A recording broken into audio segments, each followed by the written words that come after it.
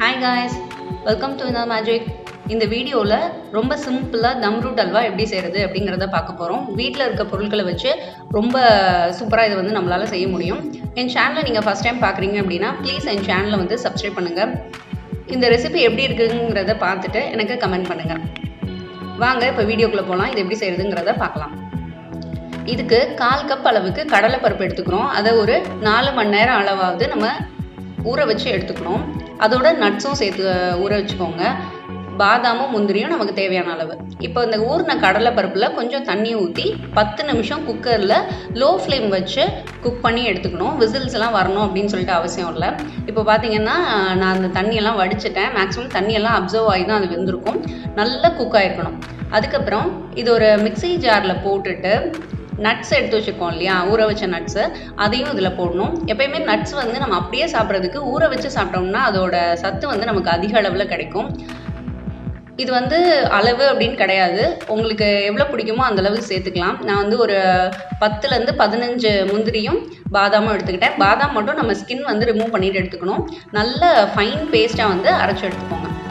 அதுக்கடுத்து 1/4 கப் அளவுக்கு ரவையை ரோஸ்ட் பண்ணிக்கோங்க. ஒரு 2 மினிட்ஸ் அளவுக்கு மீடியம் ஃப்ளேமில் வச்சு ரோஸ்ட் பண்ணிக்கோங்க.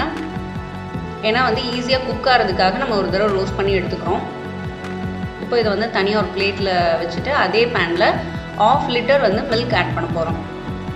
இந்த 1/2 லிட்டர் மில்க் வந்து நல்லா திக் மில்காக வந்து ஆட் பண்ணிக்கோங்க. அப்போ தான் அல்வா வந்து நல்லா திக்காக நமக்கு சூப்பராக கிடைக்கும். இப்போது நம்ம வறுத்து வச்சுருந்தோம் இல்லையா, அந்த ரவையை இதில் போட்டு மிக்ஸ் பண்ணணும். லோ ஃப்ளேமில் வச்சுக்கோங்க. நல்லா கிண்டி விட்டுட்டே இருக்கணும், இல்லைன்னா அது வந்து அடி பிடிச்சிரும்.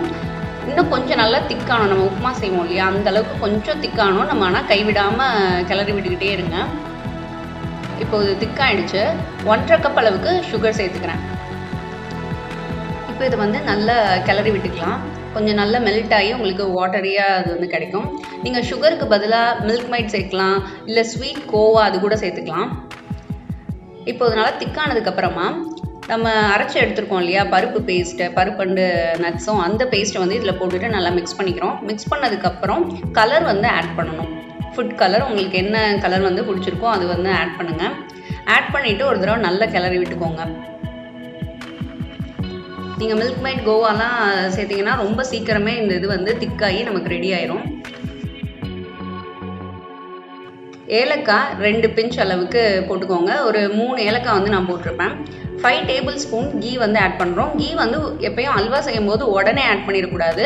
ஒரு 3 to 4 பேட்சஸாக நீங்கள் வந்து கொஞ்சம் கொஞ்சமாக அதை வந்து ஆட் பண்ணணும். இப்போ வந்து கீ போட்டோடனே அது கொஞ்சம் மேலே நிற்கும். அதுக்கப்புறம் நல்லா அப்சர்வ் ஆயிரும். அதுக்கப்புறம் மறுபடியும் ஆட் பண்ணணும். அந்த மாதிரி ஃபைனலாக வந்து நீங்கள் ஆட் பண்ணி முடித்தோடனே பார்த்தீங்கன்னா உங்களுக்கு பேனில் ஒட்டாமல் வரும். அந்த ஸ்டேஜில் நம்ம க்ரீஸ் பண்ண ஒரு பேனில் இந்த அல்வா வந்து ட்ரான்ஸ்ஃபர் பண்ணிக்கணும்.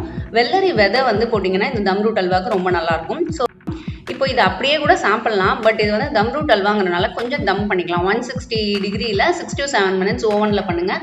இல்லை உங்கள் வீட்டில் தவா இருந்ததுன்னா தோசை கல் வச்சுட்டு மினிமம் ஃப்ளேமில் இதை மேலே வச்சு மூடி வச்சிடணும். அப்போ உங்களுக்கு நல்லா கொஞ்சம் தம் வந்து அது கிடைக்கும். இல்லை அந்த இது கறி துண்டெல்லாம் சொல்லுவாங்க இல்லையா, அதை கூட நீங்கள் வச்சு பண்ணலாம்.